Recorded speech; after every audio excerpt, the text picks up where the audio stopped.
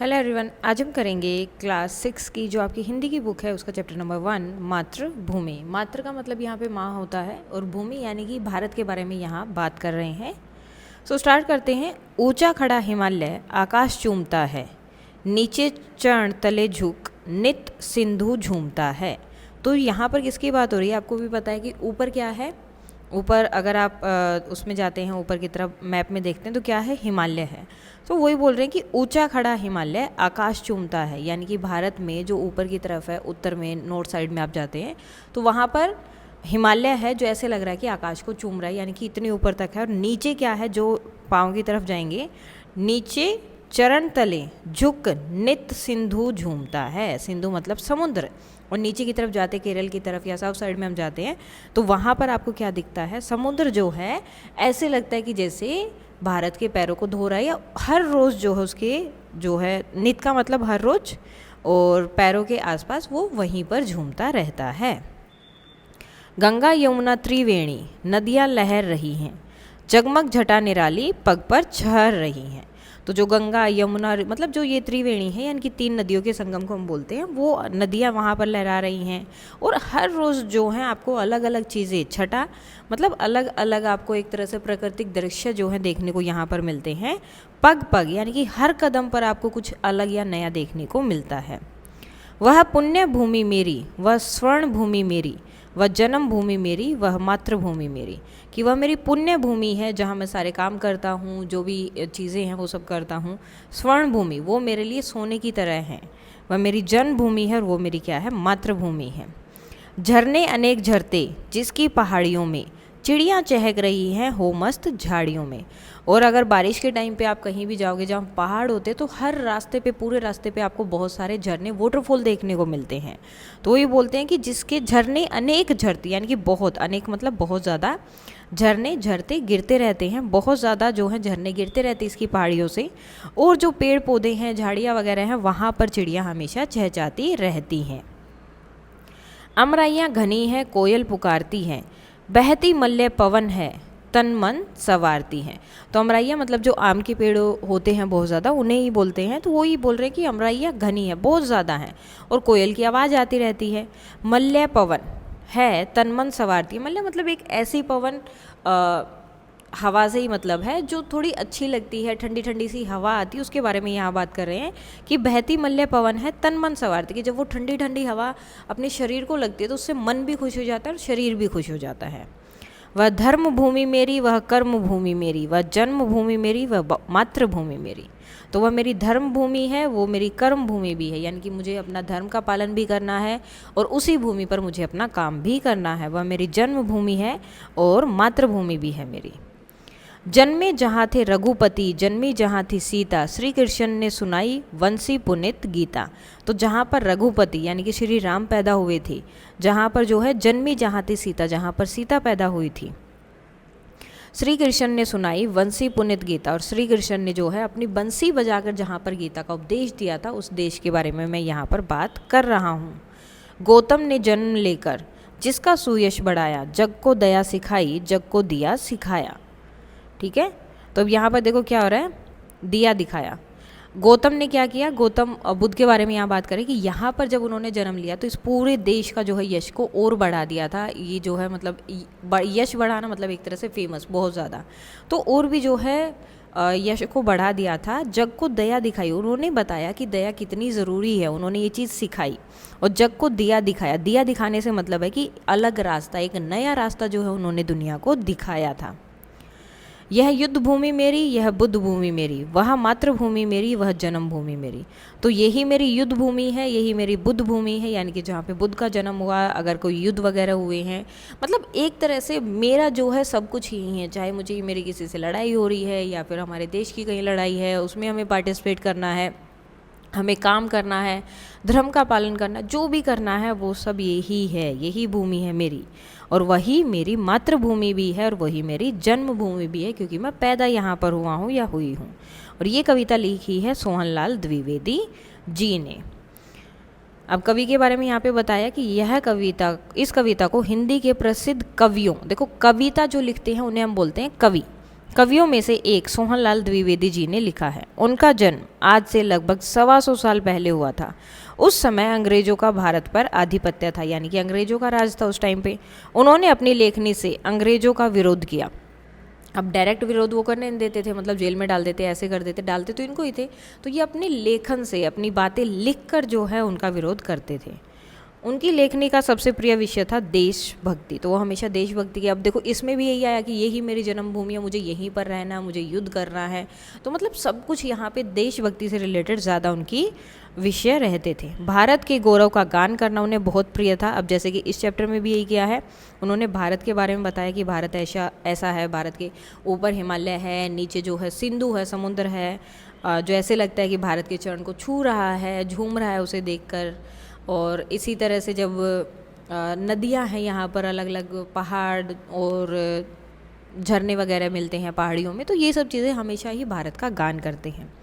उनकी कुछ और चर्चित रचनाएं हैं, बढ़े चलो, कोशिश करने वालों की हार नहीं होती आदि। तो इस तरह की और भी रचनाएं इनकी हैं। अब इसमें आते हैं आपके क्वेश्चन आंसर। हिंदी महासागर के लिए कविता में कौन सा शब्द आया? तो महासागर के लिए कौन सा यूज़ किया था? सिंधु। मातृभूमि कविता में मुख्य रूप से क्या किया गया? भारत की प्रशंसा, प्राकृतिक सौंदर्यता की सराहना की गई है। बताया गया कि वहाँ का प्राकृतिक सौंदर्य कैसा है, कैसे हर जगह पे आपको अलग अलग चीज़ें और सौंदर्य जो है देखने को मिलता है। अब इससे जो है आपके अपने फ्रेंड्स के साथ मिलके आपको एक जो है बैठकर उनके साथ जो है थोड़ा डिस्कस कर सकते हैं कि किसके बारे में है, क्या है, या किसके बारे में बात की। पाठ से चुनकर दिए गए शब्द नीचे दिए गए हैं, कुछ शब्द जो है नीचे हैं। अपने समूह में इन पर चर्चा कीजिए और इन्हें इनके सही अर्थों या संदर्भों से मिलाइए। इसके लिए आप शब्दकोश, इंटरनेट या अपने शिक्षकों की सहायता ले सकते हैं। जैसे हिमालय क्या है? भारत की उत्तरी सीमा पर फैली पर्वतमाला को हिमालय बोला गया है। त्रिवेणी क्या था? 3 नदियों की मिली हुई धारा, ठीक है। मल्य पवन क्या थी? दक्षिण पर्वत में मल्य पर्वत से चलने वाली सुगंधित हवाएं। देखो अब उसमें सुगंधित मतलब बहुत सारे फूल वगैरह या पेड़ पौधे उसके साथ में आते, तो उनकी खुशबू वो साथ में लेकर आते हैं। ओके, नेक्स्ट है सिंधु क्या है? देखो समुद्र भी है और एक नदी का नाम भी है। रघुपति श्री रामचंद्र का नाम है और दशरथ के पुत्र भी हैं। श्री कृष्ण वसुदेव के पुत्र वासुदेव। सीता जनक की पुत्री जानकी। गीता क्या है? एक प्रसिद्ध और प्राचीन धर्म ग्रंथ है जिसे भगवत गीता बोला जाता है। इसमें वो प्रश्न उत्तर और संवाद जो है महाभारत में श्री कृष्ण और अर्जुन के बीच जो हुए थे वो सब बताए हैं। लास्ट बचता है गौतम बुद्ध के लिए आप आएंगे यहाँ फर्स्ट पर। एक प्रसिद्ध जो है महापुरुष थे, बौद्ध धर्म के प्रवर्तक, मतलब इन्होंने ही चलाया था, इन्होंने ही अपना ज्ञान लिया था और बताया था। पंक्तियों पर चर्चा। कविता में से चुनकर कुछ पंक्तियां नीचे दी गई हैं, इन्हें ध्यान से पढ़िए और इन पर विचार कीजिए। आपको इनका क्या अर्थ समझ में आया है, अपने विचार कक्षा में अपने समूह से साझा कीजिए और अपनी लेखनी में लेखक पुस्तिका जो है, लेखन पुस्तिका मतलब आपकी जो नोटबुक है उसमें आपको लिखना, वह युद्ध भूमि मेरी, वह बुद्ध भूमि मेरी, वह मातृभूमि मेरी, वह जन्मभूमि मेरी। तो इसका अर्थ हमें यहाँ पर लिखना है। सोच विचार के लिए बताना है। कविता को एक बार फिर से पढ़िए और निम्नलिखित के बारे में पता लगाकर अपनी लेखनी पुस्तिका में लिखिए। लेखन पुस्तिका जो है, तो कोयल कहाँ रहती है? अमराइयों में। तन मन को कौन संवारती है? मल्य पवन। झरने कहाँ से झरते हैं? वो लिखा हुआ था उन्होंने पहाड़ियों से। श्री कृष्ण ने क्या सुनाया था? गीता। गौतम ने किसका यश बढ़ाया था? देश का। ठीक है, तो इसी तरह से ये सारे के सारे हैं। नदियाँ लहर रही हैं, पग पग ठहर रही हैं। लहर का अर्थ होता है पानी का हिलोरा, मौज, उमंग, वेग, जोश, ठीक है, जो वेव्स आती हैं उसे। ठहर का अर्थ होता है बिखराना, छितराना, छिटकाना, फैलाना, यानी कि जैसे सूरज उगता है तो हर जगह उसकी जो रोशनी है फैल जाती है, तो वो ठहरना हो गया। कविता पढ़कर पता लगाइए कि कहाँ कहाँ छटा ठहर रही हैं और किसका पानी लहर रहा है। तो नदियों का है, ठीक है, नदियों का पानी लहर रहा है और पग पग छटाएँ जो हैं ठहर रही हैं। कोयल कहाँ रहती है? अमराइयों में रहती है। तन मन कौन संवारती है? बहती मल्य पवन, जो दक्षिण भारत से आने वाली जो सुगंधित हवा होती है। झरने कहाँ से झरते हैं? पहाड़ियों से। श्री कृष्ण ने क्या सुनाया था? सो श्री कृष्ण ने मधुर बांसुरी बजाकर सबके मन को मोह लिया था, गीता का संदेश दिया था। गौतम ने किसका यश बढ़ाया? गौतम ने भारत का यश बढ़ाया, पूरे संसार को अहिंसा, दया, यहाँ पर कोमा लगा लीजिएगा। करुणा का संदेश दिया, प्राणी जगत में सभी को प्रेम करो और उसका संदेश दिया था। ठीक है, तो किसका यश बढ़ाया था? मेन आंसर रहेगा आपका भारत का। नदियाँ लहर रही है पग पर ठहर रही हैं। तो यहाँ पर इसकी बात थी कहाँ कहाँ छटा ठहर रही है। अब आंसर क्वेश्चन है आपका ये। नदियों के किनारे पर नदी में तेज लहर आने पर जल दूर दूर तक फैल जाता है और नदी तेज वेग में हिलोरे खाकर जो है आगे बढ़ती है। किसका पानी लहर रहा है? तो गंगा, यमुना और त्रिवेणी। ठीक है, तीनों नदियों का जो संगम होता है वहाँ पर पानी हिलोरे लेकर उमंग, जोश और मस्ती से आगे बढ़ता है। कविता की रचना, गंगा यमुना त्रिवेणी नदियाँ लहर रही हैं। यमुन शब्द यहाँ पर यमुना नदी के लिए आया गया है। कभी कभी कवि जो है कविता में लय और सौंदर्य को बढ़ाने के लिए इस प्रकार के शब्द बदल कर लिख देते हैं। यदि आप कविता को थोड़ा और ध्यान से पढ़ेंगे तो आपको और भी विशेषताएं पता चलेंगी। आपको जो विशेष बातें पता चले आपको यहाँ पर बतानी है। अब दोनों का करना है मिलान। वह जन्मभूमि मेरी, वह मातृभूमि मेरी। तो क्या है? वह, मैंने उस भूमि पर जन्म लिया है और वह भूमि मेरी माँ के समान है। हम बोलते हैं ना कि मेरी मातृभूमि, क्योंकि यहीं तो मैं पैदा हुआ हूँ। चिड़िया चहक रही हैं हो मस्त झाड़ियों में। तो इसमें क्या आएगा? कोयल वहाँ की जलवायु इतनी सुखदायी है कि पक्षी पेड़ पौधों के बीच प्रसन्नता से गीत गा रहे हैं। यानी कि सब जो बहुत खुश हैं और मतलब इतनी अच्छी हवाएं चल रही हैं और चीज़ें हैं वहाँ पर, तो चिड़िया भी बहुत खुश है, वो चहक रही हैं, गाने गा रही हैं। अमराइया घनी है, कोयल पुकारती है। यहाँ आम के घने उद्यान है जिसमें कोयल आदि पक्षी चहचहा रहे हैं, यानी कि वो ज़्यादा बाग हैं। अब अपने अनुमान से बताना है, अपने समूह में मिलकर चर्चा करनी है। अमराइयाँ घनी है, कोयल पुकारती है। कोयल क्यों पुकार रही होगी, किसे पुकार रही होगी और कैसे पुकार रही होगी, ये सब आपको बताना है। शब्दों के रूप, नीचे शब्दों से जुड़ी कुछ गतिविधियाँ दी गई है। इन्हें करने के लिए आप शब्दकोश अपने शिक्षकों और साथियों से ले सकते हो। नीचे दी गई पंक्तियों को पढ़ो। जगमग छटा निराली पग पग ठहर रही है। इन पंक्तियों में पग शब्द 2 बार आया है। इसका अर्थ है हर पग या हर कदम। ठीक है, पग पग का मतलब हर कदम पे अलग अलग चीज़ें आपको देखने को मिलती है, या हर कदम पर वो जो है उन्होंने अपनी रोशनी फैला रखी है। पर हर कदम पर शब्दों से ऐसे कुछ और भी जोड़े हैं, इनको आपको बताना है। घर, तो घर घर का मतलब क्या होगा? हर घर या प्रत्येक घर। बाल बाल यानी कि मुश्किल से या बहुत करीब। सांस सांस, लगातार, हर सांस में। एक और अर्थ भी है, थोड़े से अंतर भी हैं। देश देश यानी कि हर देश में। पर्वत पर्वत, सभी पर्वत या हर एक पर्वत के बारे में बात हो रही है। यहाँ पर वह युद्ध भूमि मेरी, वह बुद्ध भूमि मेरी। कविता में भूमि शब्द के अलग अलग शब्द जोड़कर नए नए शब्द बनाए गए हैं। आपको भी कुछ शब्द यहाँ पर बनाने हैं। जैसे देव लिखा है तो आप लिख सकते हो यहाँ पर देवभूमि। ठीक है, सबके साथ आपको भूमि लगाना है।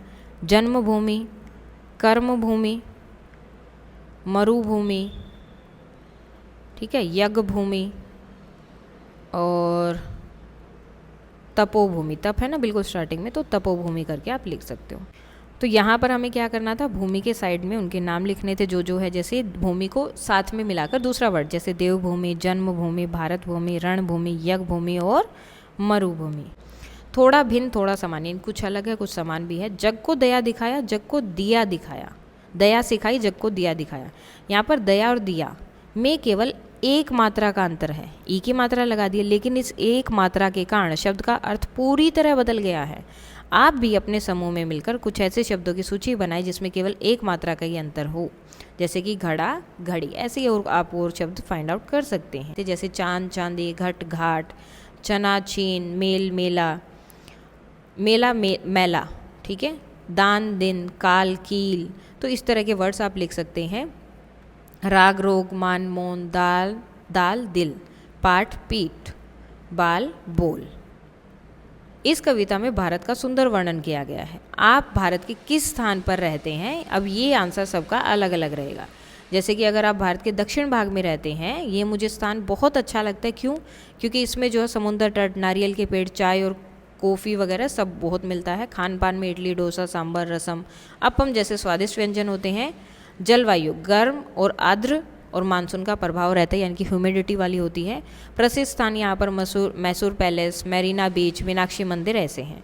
इसी तरह से अगर आप पश्चिम में रहते हैं तो रेगिस्तान, समुद्र तट, घने जंगल हैं। ढोकला, दाबेली, वड़ा पाव, पूरन पोली आदि यहाँ पे खाने की चीज़ें होती हैं। जलवायु शुष्क और गर्म और शुष्क होती है, मानसून मध्यम होता है। प्रसिद्ध जगह बतानी है, gateway of India, Taj Mahal hotel और गिरवन, जोधपुर, उदयपुर, ऐसे। उसी तरह अगर आप उत्तर में रहते हैं, नॉर्थ साइड में रहते हैं, तो हिमालय पर्वत श्रृंखला, गंगा यमुना की जो नदियां हैं, खाने में छोले भटूरे, पराठे, कचौड़ी, लस्सी जैसे चीज़ें। गर्मियों में बहुत गर्म और ठंडियों में बहुत ठंडा हो जाता है। प्रसिद्ध स्थान कौन से हो जाएंगे? राम मंदिर हो गया, काशी विश्वनाथ मंदिर हो गया, हिल स्टेशन हो गए, ताजमहल, लाल किला, गोल्डन टेम्पल वगैरह इसमें आ जाएंगे। उसके बाद अगर आप ईस्ट में कहीं रहते हैं तो इस तरह से आप लिख सकते हैं, सुंदरवन, चाय के बागान, नदियाँ, मछली के व्यंजन ज़्यादा मिलते हैं, रसगुल्ला, मिष्टी दही वगैरह मिलता है। जलवायु गर्म और आर्द्र, भारी वर्षा वाला मौसम रहता है। प्रसिद्ध जगह में जगन्नाथ मंदिर है, कोणार्क सूर्य मंदिर है, Victoria memorial, Howrah bridge, hill station जैसे प्रसिद्ध स्थान। पूर्वोत्तर यानी कि ईस्ट और नॉर्थ को मिलाकर जो है वो वाला, तो यहाँ पर पहाड़, झरने, घने जंगल देखने को मिलते हैं। खाने में मोमो, थुक्पा, बांस में पका मांस जैसे स्वादिष्ट व्यंजन यहाँ खाने को मिलते हैं। जलवायु उष्ण और आर्द्र होती है, भारी वर्षा वाला जगह होता है। और स्थान जो है प्रसिद्ध है, फेमस है, कामाख्या मंदिर, उमियाम झील, मंजुली द्वीप, हैप्पी वैली जैसे प्रसिद्ध स्थान देखने को मिलते हैं। तो ये जो है मतलब इसमें से आप जहाँ पर रहते हैं, जिस जगह पर आप रहते हैं, उसी तरह से आप इनके बारे में बताएंगे, जैसे यहाँ पर अलग अलग जगह के बारे में बताया। नेक्स्ट वैसे ही है, अपने परिवार के किसी सदस्य या मित्र के बारे में लिखिए और उनकी कौन सी बातें आपको अच्छी लगती हैं। ठीक है, जैसे यहाँ लिखा है कि मेरे परिवार में मुझे मेरे पिताजी सबसे अच्छे लगते हैं, जैसे कि वो सादा जीवन, उच्च विचार में विश्वास रखते हैं, प्रातः लंबी सैर पर जाते हैं ताकि स्वस्थ रहें, देसी खाना खाते हैं, उन्हें पश्चिम सभ्यता के व्यंजन पसंद नहीं हैं, यानी कि वही बर्गर, पिज़्ज़ा वगैरह, क्योंकि वे पौष्टिक नहीं होते। वे समाज सेवी हैं, अपने कार्यालय के कार्य के साथ समाज सेवा करते हैं, परिवार के प्रति पूर्ण रूप से समर्पित हैं, अपने बड़े बुजुर्गों का बहुत सम्मान करते हैं, परिवार के प्रत्येक सदस्य की आवश्यकताओं को पूरा करने का भरसक प्रयास करते हैं, किसी भी कार्य को करने से पूर्व पहले भली भांति विचार करते हैं। तो जैसे इसमें लिखा है वैसे ही आप लिख सकते हो। वंशी का मतलब क्या होता है? बांसुरी। और यहाँ मुंह से फूंक कर बजाए जाने वाले यंत्र वाद्य यानी बाजा कहते हैं। ठीक है, नीचे जो है कुछ और यहाँ पर वर्ड्स दिए हैं आपके, फूंक कर बजाए जाने कुछ वाद्यों के चित्र दिए गए हैं, इनके ही साथ में शब्द जाल भी है, तो हमें करेक्ट फाइंड आउट करना है कौन सा। जैसे कि ये आपका शहनाई हो गया, बांसुरी हो गया, तो शंख हो गया। इसी तरह हमें इन सबको फाइंड आउट करना है और लिखना है, साथ में इनका नाम भी हमें यहाँ लिखना है। अब यहाँ पर हमें वाद्यों के जो शब्द जाल से शब्द फाइंड आउट करने थे, जैसे शहनाई यहाँ पर किया हुआ है, देखो शहनाई, नाद, बांसुरी, बीन, शंख, सिंगी एंड अलगोजा और भंकोरा। अब नीचे जो है पिक्चर्स दी हुई है जिनमें हमें इनका नाम लिखना है, जैसे कि ये क्या है? अलगोजा, ठीक है, बीन, बांसुरी, सिंगी, शहनाई, नाद, भंकोरा और शंख। तो ये सारे आपके वो हैं जो ऊपर हमने फाइंड आउट किए हैं। उसके बाद है आज की पहेली। आज हम आपके लिए एक अनोखी पहेली लाए हैं। नीचे कुछ अक्षर दिए गए हैं, आप इन्हें मिलाकर कोई सार्थक शब्द बनाना है। जैसे इसमें देखो, इससे क्या बना दिया? महासागर। इससे क्या बन जाएगा? हिमालय, हिमालय, ठीक है। गंगा, भीतर, पवन और कोयल। तो इस तरह से आपको इन सबको बनाना है। उसके बाद था यहाँ पर हमें सही करके बताना था, जैसे इससे क्या बना? महासागर। दूसरे वाले से क्या बन रहा है? हिमालय, गंगा, भारत, कोयल और पवन। तो इस तरह से आप जो है इसको कर सकते हैं कंप्लीट। उसके बाद यहाँ पर आप अपने विद्यालय में वंदे मातरम गाते होगे। वंदे मातरम पूरा यहाँ पर दिया हुआ है, वंदे मातरम सुजलाम सुफलाम मल्यज शीतलाम सस्य श्यामलाम मातरम वंदे मातरम। तो इसमें क्या है? हे माता, मैं तुम्हें प्रणाम करता हूँ, तुम जल से भरी हुई हो, फूलों से परिपूर्ण हो, तुम्हें मल्य से आती हुई पवन शीतलता प्रदान करती हो। पवन से जो हवा आती है तो उससे शीतलता प्रदान करती हो। तुम अन्न के खेतों से परिपूर्ण वंदनीय माता हो। हे माँ, मैं तुम्हें प्रणाम करता हूँ। जिसकी रमणीय रात्रि को चंद्रमा का प्रकाश शोभायमान करता है, जो खिले हुए फूलों के पेड़ों से सुसज्जित है, सदैव हंसने वाली, मधुर भाषा बोलने वाली, सुख देने वाली, वरदान देने वाली माँ, मैं तुम्हें प्रणाम करता हूँ। तो ये जो है वंदे मातरम का पूरा भावार्थ यहाँ पर बताया गया है। साझी समझ सेम यहाँ पर वही है, अपने मातृभूमि कविता को भी पढ़ा और वंदे मातरम को भी पढ़ा। आपको कक्षा में जो अभी डिस्कशन करना है कि कौन सी चीज़ कैसे है या फिर कौन सी सेम चीज़ें थी, कौन सी अलग थी।